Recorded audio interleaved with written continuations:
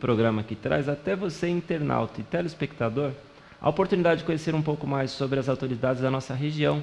E hoje temos a grata satisfação de receber em nossos estúdios o presidente e o vice-presidente da MECOM, respectivamente, o Mauro Sérgio Santos, mais conhecido como Maurinho. Boa tarde, Mauro. Boa tarde.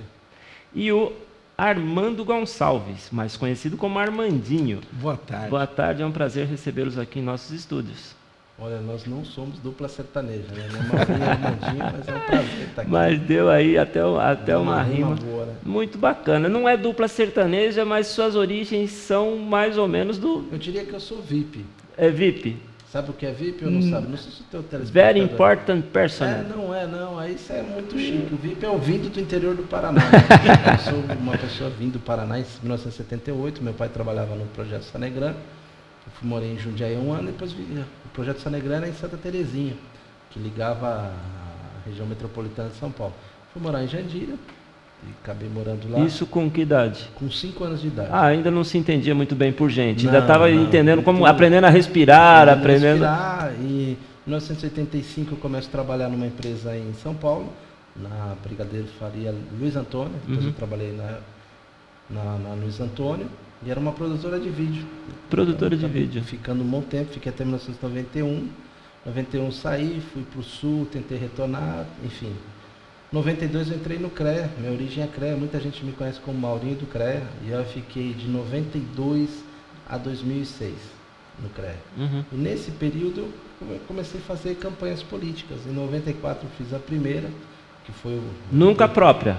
Nunca própria, nunca fui candidato. E aí a primeira era um teste, foi do José Alonso, que futuramente virou presidente do CREA, em 94, e ele virou presidente do CREA em 2000. A gente fez a campanha de deputado dele, 22222, eu lembro de todos os números. Em 98 fiz uma também, daí do então, na época, atual presidente do CREA. 2002 fiz uma campanha no interior, a Varé, deputado também. Em 2006, coincidentemente, vim fazer da região, vim fazer do engenheiro Jaci, que hoje é o prefeito de Itapevi, que é meu vizinho, inclusive. E acabei fazendo a campanha dele, fiquei lá um período trabalhando com eles, a Ruth era prefeito. No 2008 fiz a campanha do Braz, o prefeito que acabou falecendo. Em 2010 eu saí da administração do Braz, um pouco antes dele falecer, e montei uma agência, inclusive de publicidade, onde até o Vreja, algumas autoridades, Cafu, foram prestigiar a agência e eu estou com ela até hoje. Em 2011 voltei a ser secretário em Jandira, de ação social, tenho uma especialização em ação social aí. Saí, voltei para a agência em 2012, fui fazer campanha em Barretos, no interior todo. Voltei em 2013 e vim trabalhar com o Elvis, que é o atual prefeito de Santana de Parnaíba. O Elvis era o presidente da Câmara e ele tinha me conhecido quando eu abri a agência. E aí acabamos, na época, não fechando por uma questão financeira. 2013 fui trabalhar com ele e o pai estava naquela de sair, não sair, eu acabei assumindo 6 meses depois a comunicação de lá. Aí o pai acabou saindo, eu fiquei na comunicação, fizemos a reeleição do Elvis, na eleição propriamente dita, ganhamos a eleição e eu saí em 2014, voltei para a Câmara, que eu estava com o Elvis na Câmara, ele tinha deixado de ser a Câmara, e voltei para a agência, toco a agência hoje, tem algumas campanhas para tocar. O que faz, na prática, uma agência pró um candidato? É o que vai dizer para ele o que vestir, como falar, como se posicionar? Porque a gente sabe que na hora de votar a gente vai votar em quem apareceu mais, que teve a melhor proposta. Tem um caso clássico, né, que é o Lula, que a gente sempre dá um exemplo de marketing, que o Lula vinha de 3 derrotas, né? E ele era um produto muito bom. E aí tem essa mística do marqueteiro, essa coisa meio pejorativa. E eu não, ao contrário, o marketing ele elabora, ele vê o ponto forte do candidato e ele potencializa.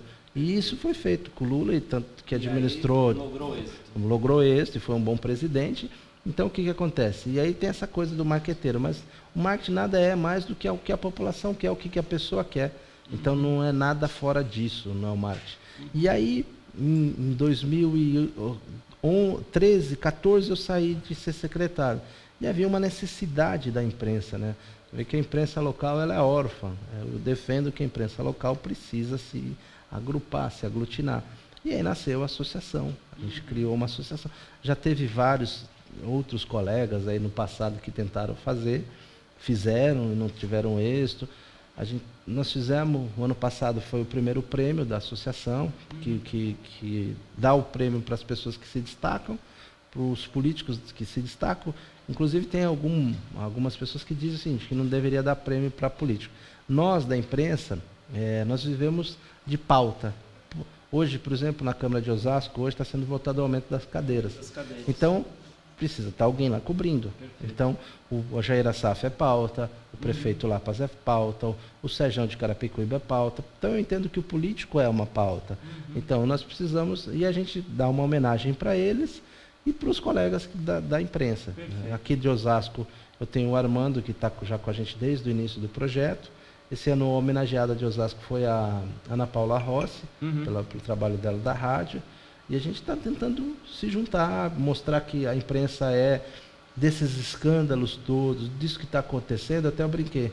Pedro Álvares Cabral, quando chegou nesse país, se tivesse um iPhone, ele fazia uma selfie com o índio e mandava para o rei. Ele levou 4 meses depois para chegar a notícia lá que havia a carta teve que trafegar de navio. Descoberto um continente, né? Então hoje a informação é muito rápida e o jornalista está por trás dessa informação, dessa notícia, e com qualidade, com isenção. Então eu defendo muito uma imprensa livre, mas com condições de trabalho.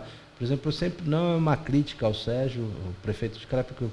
Carapicuíba não é uma cidade pobre, como se fala. Carapicuíba tem um orçamento de 500 bi, 500 milhões, e eu vejo muito pouco de comunicação lá, ou absolutamente nada. Então precisa ter mais comunicação.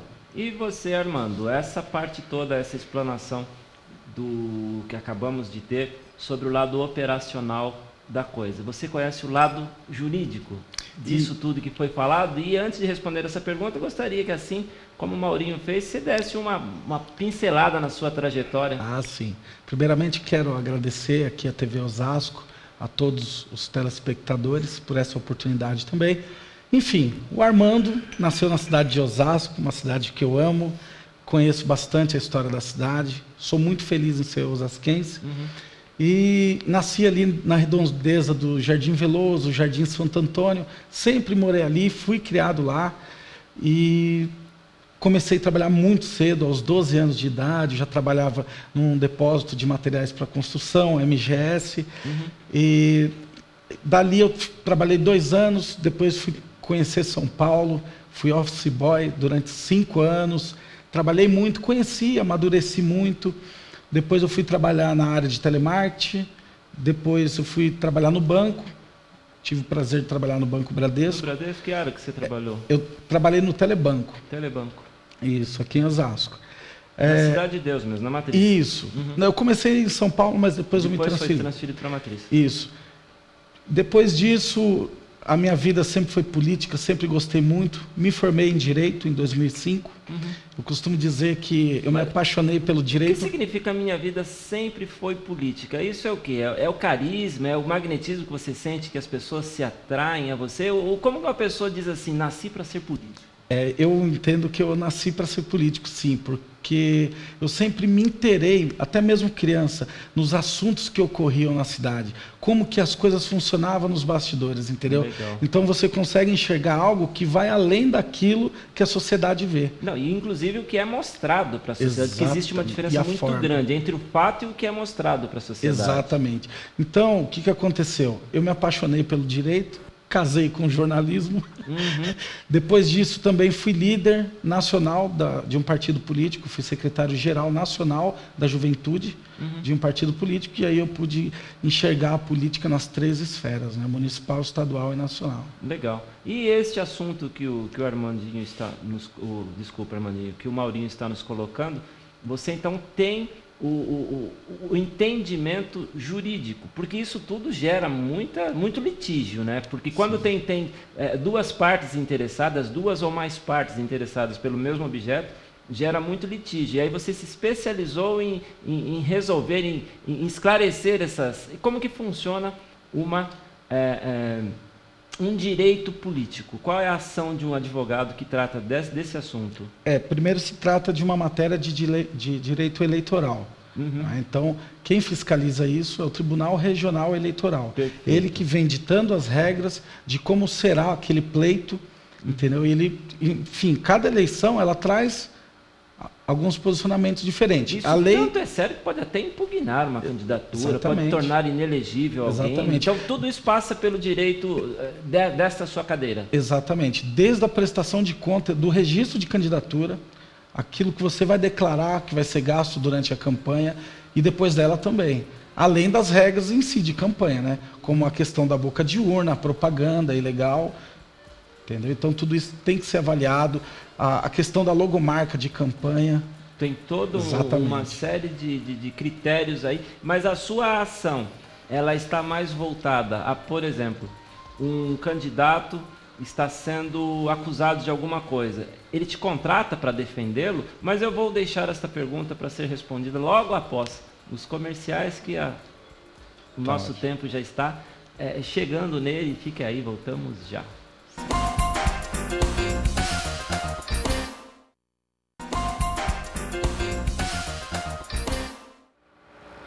Está com um Café com a Autoridade, hoje conversando com o presidente e também com o vice-presidente da AMECOM, e abrimos para o nosso bloco do intervalo com uma pergunta para o Maurinho sobre como que funciona o lado jurídico disso tudo que o Armandinho tem na prática, na vivência, na pegada lá, propriamente dito, de fazer a simpatia do político. Você tem o outro lado, também é um anjo da guarda do político, de fazer ele não cometer a coisa errada.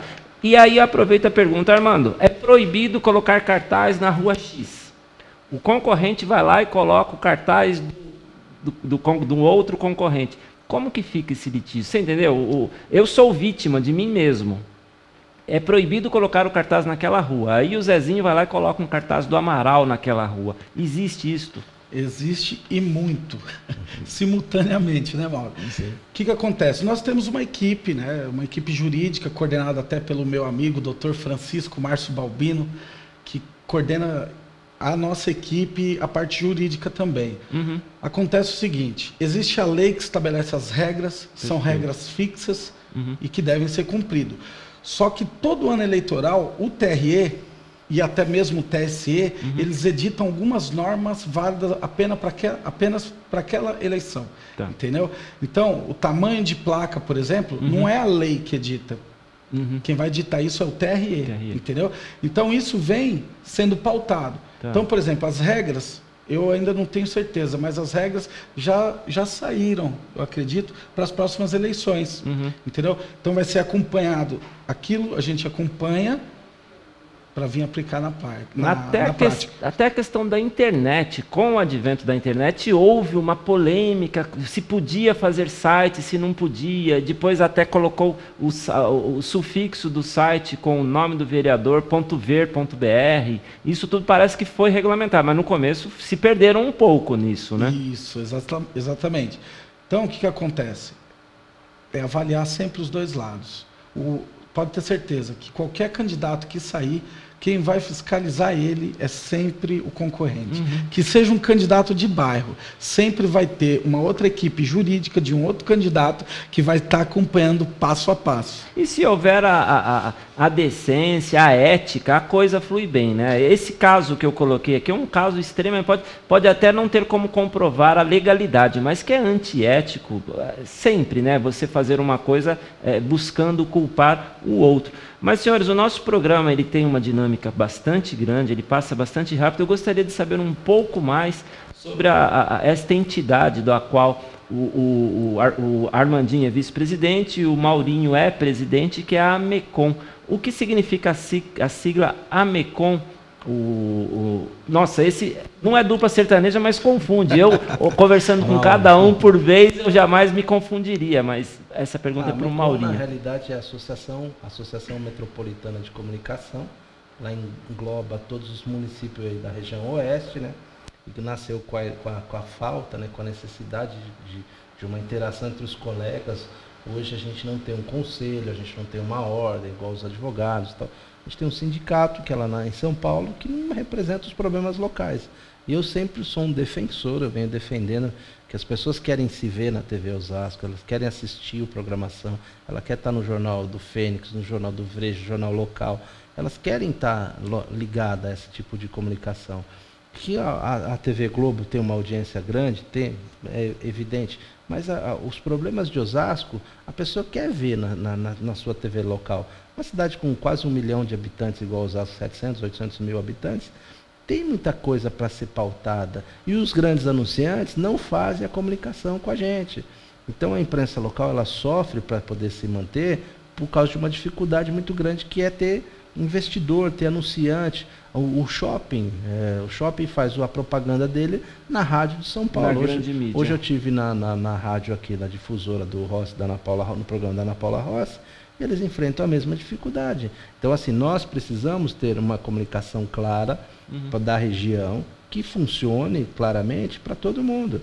Mas esse fato que você está mencionando não tem um pouco a ver com o reflexo que nós temos de estarmos tão à sombra de São Paulo? Porque a nossa proximidade... Não, discordo de você muito pelo seguinte. São Paulo é um município gigantesco, eu acho que é uma metrópole já, não dá para mais falar em cidade. Osasco é grudado, é colado, né? Faz parte da malha, tanto que né? São Paulo, Osasco fez parte de São Paulo. O vereador daqui era vereador em São Paulo, enfim, é um município quase que irmão aí, grudado, gêmeos. Só que é o seguinte, o Osasco tem a sua independência financeira, tem seu prefeito, tem sua Câmara, seu Legislativo, elege seus deputados aqui, federal, estadual, tem 2 estaduais, acho que da cidade, ou 3, um federal, sempre teve. Então, assim, é uma cidade pujante, vencedora, uma cidade grande. Então, ela não pode ficar refém. O comércio de Osasco, se eu não me engano, acho que é o segundo maior do Brasil. O maior shopping a céu aberto então, é a nossa Avenida Antônio Gago. A propaganda vai fazer lá em São Paulo, lá na Globo, não é nada contra a Globo, enfim, seja no SBT, que também está sediado em Osasco, né? Então, assim, vamos fazer a propaganda nas TV locais, nos jornais locais, na imprensa local, e a gente precisa eu concordo com você, mas a minha pergunta não foi assim. A cultura, ela não nos arremete a... Não, a cultura... O empresário, quando ele quer fazer uma divulgação, ele não olha para nós ainda com um olhar de pouquice, não vou fazer com a mídia...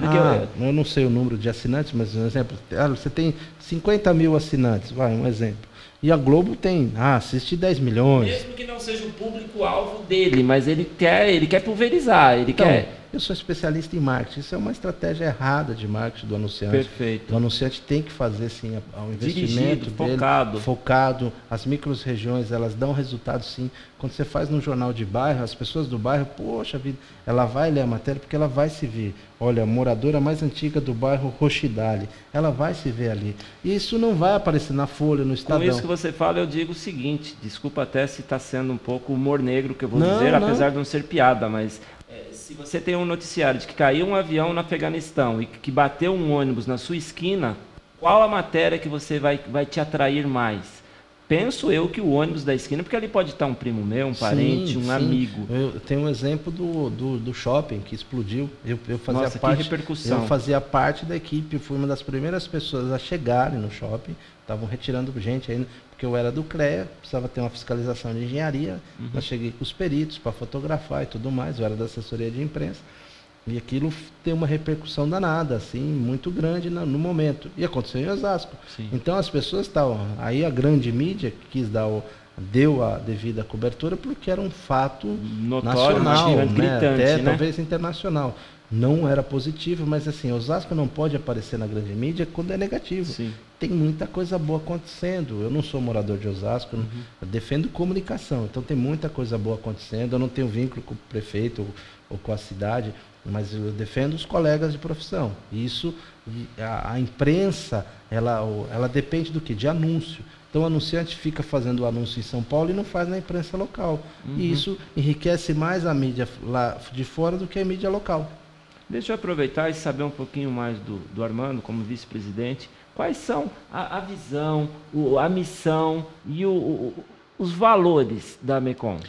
Então, a MECOM, quando nós decidimos, foram várias reuniões para poder fundar a MECOM. Nós entendemos que com essa união, com essa chegada de vários profissionais, porque a MECOM é a Associação Metropolitana de Comunicação, então não é só donos de jornais, Perfeito. É todo profissional que faz ligado. Parte. Exatamente. Fizemos várias reuniões, escolhemos a nossa diretoria. O intuito é unificar, padronizar, A nossa tiragem hoje, por exemplo, ela já está chegando em torno de 300 mil exemplares. A diretoria que você disse que já foi eleita é a de São Paulo. Osasco ainda está em processo de fechar o grupo, propriamente dito. Isso, agora está sendo criada a AMECOM Osasco. São unidades, são subsedes, são subseções. Exatamente. Está chegando vários veículos conosco, entendeu? O nosso intuito futuramente será auditar, entendeu? Trazer os alunos, os estudantes de jornalismo, que bacana. Abrir espaço, democratizar, isso que a gente pensa. Muito bacana. O nosso programa está chegando ao seu final e eu, como percebi que o Maurinho, como comunicador, tem o dom da palavra, eu vou abrir um pouco antes as câmeras para você e fique à sua disposição. Quem dera, eu que agradeço aí a você, ao Paulo, aí o pessoal todo da TV, muito obrigado pela oportunidade de a gente estar podendo falar de comunicação. Eu sempre vou à palestra, sempre vou falar em comunicação. A gente é um batalhador, eu falo, eu sou um operário da comunicação. E o que é só para complementar o que o Armando disse, quando a gente fala com o Osasco, os profissionais daqui discutir os problemas daqui, resolver os problemas daqui. Mas e se interagir. Fase embrionária. Está numa fase embrionária, porque existe a MECOM Mãe, vai como subseções de OAB ou de CREA, até pela minha experiência de CREA, e aí daqui os profissionais daqui que vão dizer quais os problemas daqui. Perfeito. E a gente vai dar o suporte, vai estar trabalhando, mas vocês que têm que eleger o presidente local, definir os problemas locais. E a nossa ideia é essa, contribuir, melhorar a comunicação, fazer ampliar o número de jornais. Hoje a gente já tem um número grande de jornais associados, TVs, enfim, abrir espaço para todo mundo aí para estar falando de comunicação. Muito obrigado.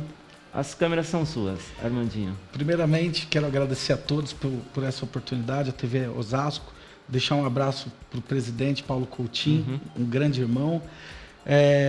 E a MECOM é isso. Né? Você que é profissional de imprensa, de comunicação, venha fazer parte. Nós precisamos nos unir no sentido de conquistar ainda mais o mercado privado, de ter mais autonomia, de até cobrar mais do poder público. Então, sejam todos bem-vindos. Muito obrigado a todos. Eu não poderia terminar este programa sem trazer até você a data tão próxima e tão importante que está por vir, apesar desse programa ter algumas reprises ao longo do período, mas hoje estamos ao vivo, e trazer até você, internauta e telespectador, para que você reflita, para que você dê uma repensada neste ano, faça um balanço de tudo que aconteceu, aproximação agora do dia maior para os cristãos, que é o Natal, uma data que não é só para fazer compras, não é só para ir lá e fazer girar o comércio, que isso também é bom, isso também nutre a vida, mas lembrarmos realmente do ser criador, que alguns chamam de Jeová, outros chamam de Deus, outros chamam de arquiteto geral do universo, mas enfim, aquele que realmente lhe deu a oportunidade de viver, de estar vivo, de estar aqui para aprender. Fiquem todos com Deus, tenham uma ótima semana.